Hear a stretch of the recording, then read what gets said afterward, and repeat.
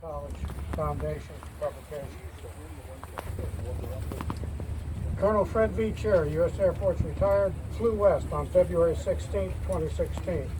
His death is a great loss to our nation, our armed forces, his family, and his many friends who have been touched and inspired by his life. I was honored to be his friend for over 50 years. His absence leaves a hole in my heart that cannot be filled but for the memory of our time together and the inspiration he has been to me. We first met in December of 1965 when we were locked into a cold and dirty cell in Hanoi, North Vietnam. Then Major Fred Cherry was an F-105 pilot, shot down in October, just 5 days after I had been shot down as a young Navy Lieutenant JG in an F-4 from the USS Independence, fresh from the rag but with 75 combat missions.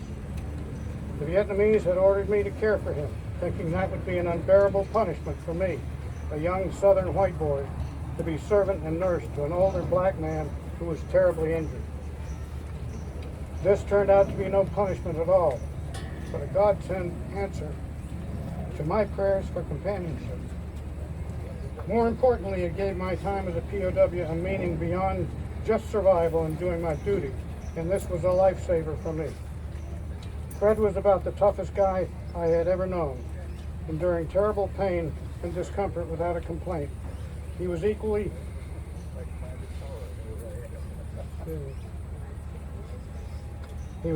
tough with our captors.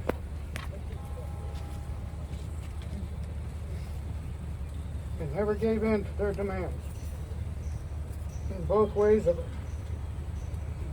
or offers of early release, if he would only cooperate. In both ways, he was inspirational to all POWs who knew of him. Before his time as a POW, he was known as a great stick, a sort of natural pilot who was at one with the aircraft, and his exploits in Korea and Vietnam are legendary in the Air Force. Today, his portrait hangs in the Pentagon with the title, Mr. Fighter Pilot. Fred always tried to do his best and to do the right thing. Knowing the importance of getting a good example for everyone, especially for the young black aviators who would follow. Fair winds and following seas to a great patriot and a wonderful friend, Porter Halliburton. God bless you, brother.